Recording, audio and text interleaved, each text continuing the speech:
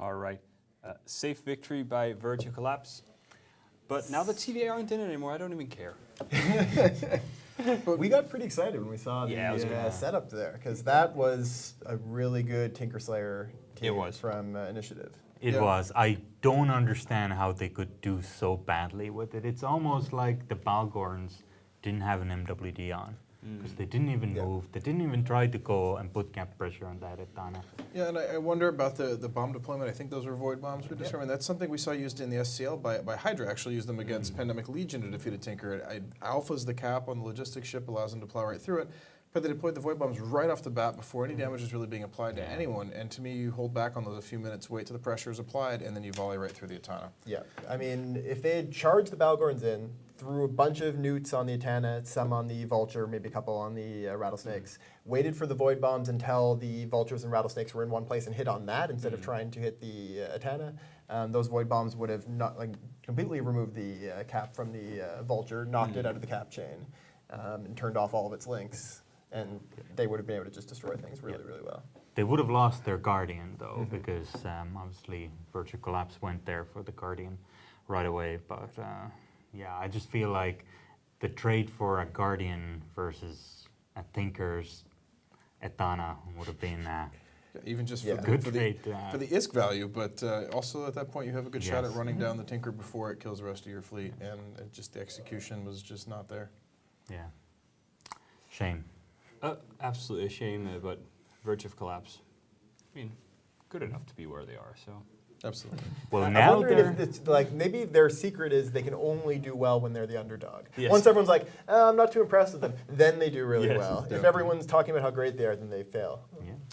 All right, now they're starting to bring out their good setup. Yeah, but now we're talking about how good they are. So. Yes. Yeah. Well, all right, so next up we have a team that you're a little bit familiar with. A little bit. Yes.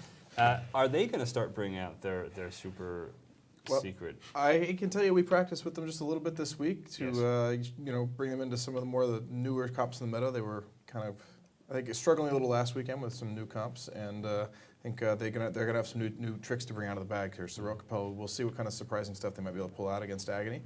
But this will be interesting. This is pretty deep in the tourney for Rokapel to have made it. We've only made it this deep, I think, once before. So at this point, I think we're just happy to be where we are. But I think we can. This is a match. If we're going to win another one, this is definitely obviously going to be out if we don't. But yeah.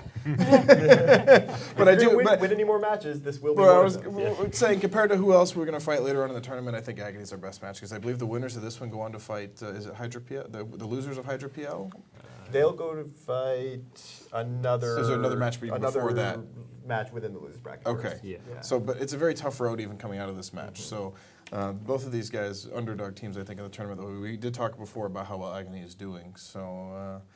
They'll go fight the winner of Ministry of Inappropriate Footwork or Late Night Alliance. Okay, and then after that one is the Hydra PL loser. So, yeah, it's quite a trek from the. So I think losers like bracket. Agony is probably about as good as either Footwork or Late Night. Yeah, for sure. And I'd like to think Rokapel is too, but I think the only way to find out is to have him fight the match. We'll see. Would you guys like the bands? Yes. All right. So Agony have banned out the Geddon and the Dominics. Rote have banned out the Tengu and the Vulture. Worried about Tinker teams? Absolutely. That's a very effective set of bans against it. Yeah, and banning out the Geddon and the Dominics. Obviously, the Dominics pretty standard ban. We've seen and Rokapel fielded a Geddon a lot in the tournament. Yeah. It's been one of their stronger setups. So I guess the Agony don't want to see that one. Want to see what else Rote might have up their sleeve to bring. So. So Bach, of course, you talked to the Rote guys. These bans, do they tell you anything about what the setup they're going to run today? It's a fairly predictable ban. It's something we talked about. If they don't want to face a Shield Tinker, those are the two ships to ban out. It's the most effective way to go about it. It's interesting that there's no Maulus ban, so I'm sure we'll see some of those on the field. And I'm curious to see if Rote, who's been relying fairly heavily on armor comps since the first weekend, if they bring out a Shield comp this time. I know they're practicing some, so I'll be curious to see if that's what comes out. Change it up a little bit. Yeah. Well, I mean, it is about that time. So. Rote, of course, they're in every tournament and they tend to do pretty well. I think this is probably their best performance so far in the tournament. But I mean, they're always playing and they're always ending up annoying some of the big teams. They don't have the prize ships, of course. No. and don't have the ISK to have purchased any. I Oh, can say sorry. that right away. That Yeah. was my next question. No, I think our budget last year was in the 120 billion range. This year, without the 5% hardwires, it was much lower. I think people are trickling ISK in, but it definitely was nowhere, nowhere close to being able to get tourney prize ships. So that's certainly not going to be a trick they pull out of the bag. All right. Load of T1 fitted ships.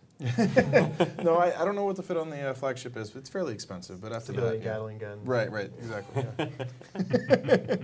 And, I mean, that's still pretty good. I mean, if, you might not have all the moons, Right. like some of the other. But I think when Verge, they didn't field anything particularly mind-blowingly expensive when they won the tournament. No. It's certainly even when Hydro won the first time too. I don't believe they fielded tournament ships. I don't think. When Did they they won come the up first second? time? I'm sorry. Were they AT8 is what I'm thinking of how far they went. Were they second? Yeah, they didn't have any tournament. That was Right. second. Yeah. Okay. And in fact, Rote lost to Hydra in that tournament. I think that was the farthest we've been before this. It was like quarterfinals. So, but it's possible teams can win without tournament ships. Oh, they Sometimes the definitely bling can. isn't always I what wins mean, it. they haven't been used really all that heavily. Nah, And we've seen three matches. their survival rate's not exactly spectacular by any means.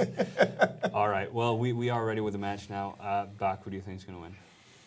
I'm going to go with Rote Capel. I bet against them last time and they lost. So let's not do that again. It's hard to say. I'm going to go with Rote, though. I'm gonna have to go with Agony. I think I'm going to go with Agony Empire as well. Let's see.